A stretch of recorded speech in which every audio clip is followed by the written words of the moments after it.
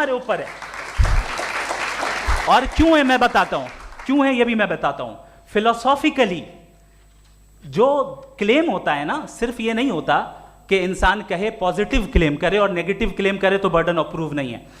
आप मिसाल के तौर पे मैं कहूं कि फुला उस कमरे में कोई नहीं है, मैंने एक नॉलेज का क्लेम किया है। उस कमरे में कोई नहीं है, मैंने एक नॉलेज का क्लेम किया। या तो मैं कहूं मुझे नहीं पता, हो भी सकता है नहीं भी हो सकता है, this is not a claim.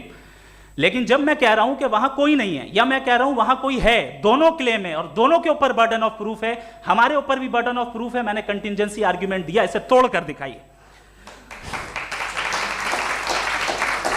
आखिरी चीज, इन्होंने कहा कि खुदा दुनिया बनाने से पहले 150 साल पहले या करोड़ों साल पहले क्या कर रहा था। अरे हजरत,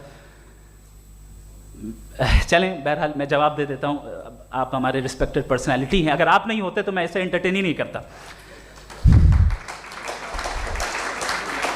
टाइम, ये 100 साल पहले या 100 साल बाद, पहले बाद में अभी, ये वो अल्फाज हैं जिनका ताल्लुक टाइम से है।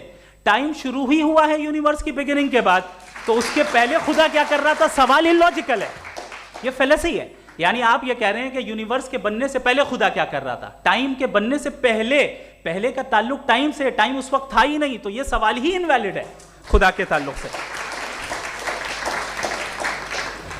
दूसरी चीज, आर्ग्यूमेंट ऑफ कंटिजेंसी जो मैंने आपके सामने पेश की है, आपने बार बार ये प्रूफ किया और ये कह रहे हैं कि गॉड ऑफ गैप्स। देखिए पहले नहीं मालूम था, साइंस ने कर दिया। सिंपल की मिसाल से मैं समझा देता हूं। जिस गैप्स की आप बात कर रहे हैं ना, साइंस उन गैप्स को जिन चीज के जरिए भी प्रूव करेगा वो कॉन्टिंजेंट ही होगा, अब चाहे वो फोर्स हो, मैटर हो या एनर्जी हो। लिहाजा सवाल हमारा उस वक्त भी वैलिड होगा जब तक कि आप नेसेसरी बीइंग पे ना आ जाएं, और इन्फिनिट रिगरेस पॉसिबल नहीं है of causes in practical world, तो जाहिर है कहीं रुकना पड़ेगा, जहां रुकेंगे वही खुदा है।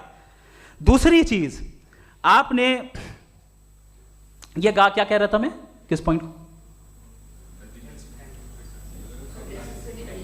What? Oh no, after that. Just now. हाँ, जहां रुकेंगे वही खुदा है। बहरहाल